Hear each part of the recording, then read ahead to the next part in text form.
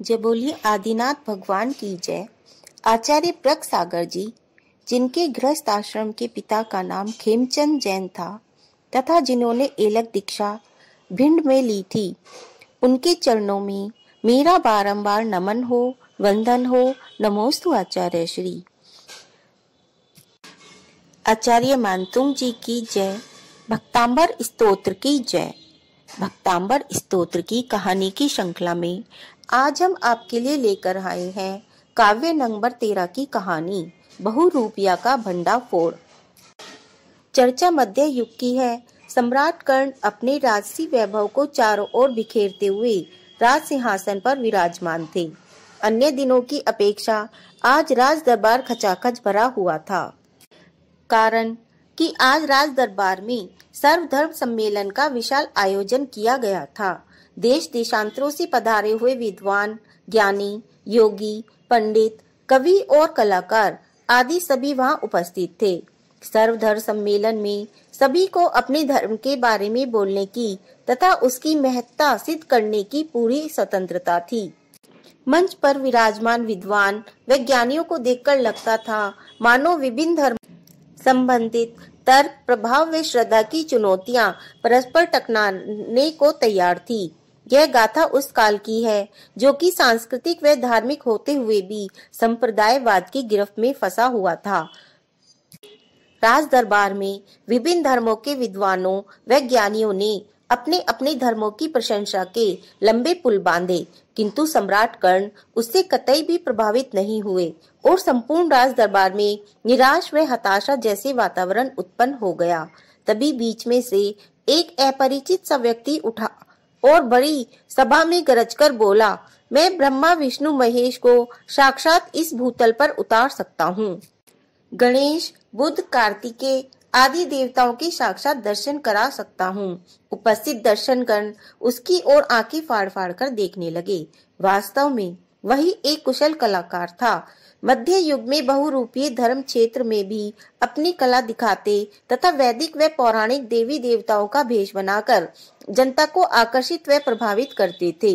वे यह नहीं मानते थे कि ऐसा करने से देवी देवताओं की प्रतिष्ठा घटती है तथा सांसारिक परंपरा की हानि होती है, और जब उनकी प्रतिष्ठा घटती है तो उनके प्रति सच्ची श्रद्धा भी कम हो जाती है और वे बाजारू होकर गली गली बिकने लगते हैं।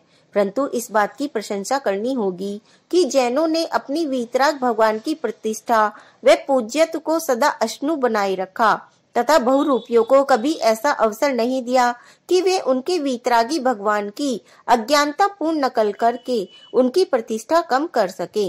अतः स्थिति यह थी कि सम्राट कर्ण विभिन्न धर्मों की आत्म प्रशंसा से प्रभावित नहीं हुए थे और वे अपने राज्य को धर्मनिरपेक्ष बनाना चाहते थे, जबकि उनका राजमंत्री सुमति वहां प्राणी मात्र के हितकारी जिनेंद्र शासन की स्थापना कराना चाहता था। तभी सभी के बीच से वह बहरूपिया गायब हो गया और कुछ देर बाद अदृश्य वाणी गूंज उठी, सावधान, शंकर जी आ रहे हैं। दरबारियों ने देखा तो सचमुच नंदी बैल पर सवार, गले में काले सर्पों की माला डाले तथा भस्म लगाए शिवजी दरबार में खड़े थे। लोग बहुरूपियों का भेष परिवर्तन की कुशलता पर मुग्ध हो नकली शिवजी की जय जयकार करने लगे। इसी क्रम में दूसरे व तीसरे दिन ब्रह्मा, विष्णु, गणेश, सरस्वती आदि भी प्रकट किए गए। इससे काफी लोग प्रभावित भी हुए और कुछ ने इस कृत्य की आलोचना भी की।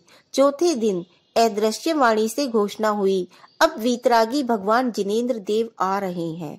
यह सुनते ही राज्य मंत्री सुमति के कान खड़े हो गए।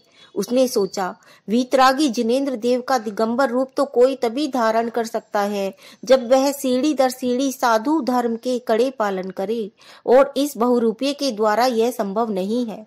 अतः बिना नियमों का पालन किए भरे दरबार में जिनेंद्र देव के दिगंबर वेश में आने का साहस वह कर ही नहीं सकता, तो क्या यह वस्त्र पहनकर जिनेंद्र देव का रूप धारण करेगा? इससे तो हमारे पूज्य वीतरागी प्रभु की बड़ी प्रतिष्ठा गिरेगी, जैन धर्म की बड़ी अवमानना होगी। यह सोचते ही सुमति को याद आया कि एक बार दिगंबर मुनिराज को मैंने आहार कराया था। तब आहार के उपरांत मुनिराज ने मुझे किसी भी संकट से उबरने के लिए भक्तांबर स्तोत्र के 13वें श्लोक को पढ़ने को कहा था। तो आज संकट सामने है। फिर क्या? सुमति ने महाप्रभावक भक्तांबर स्तोत्र के 13वें श्लोक का रिद्धि व मंत्र सहित जोर जोर से पाठ शुरू किया। अब जिनेंद्र देव तो प्रकट नहीं हुए, किंतु कुछ क्षणों पश्चात जिन शासन की भक्त चक्रेश्वरी देवी अवश्य अपने दिव्य रूप में प्रकट हुई और उस बहुरूपीय की छाती पर सवार हो गई तथा उससे बोली, दुष्ट, तुझे वीतरागी प्रभु का अपमान करने का दुस्साहस कैसे हुआ? यदि तुझे वीतरागी जिनेंद्र देव ही बनना है तो राग, द्वेष, हिंसा, मायाचार आदि पापों को छोड़कर त्याग का मार्ग अपना लो। बहुरूपी ने देवी से क्षमा मांगी और देवताओं की नकली रूप धारण करने की प्रतिज्ञा की। अब क्या था? भरे दरबार में बहुरूपी द्वारा फैलाए गए पाखंड व मिथ्यात का भंडाफोड़ हुआ। जनता ने जैन शासन की जय जयकार से आकाश गुंजा दिया। भरे दरबार में सम्राट कर्ण ने घोषणा की, मेरा राज्य आज से जैन शासन को स्वीकार करता है। जैन धर्म की जय हो, भक्तांबर स्तोत्र की जय हो। नेक्स्ट वीडियो लेकर फिर उपस्थित होंगी। तब तक के लिए जय जिनेंद्र।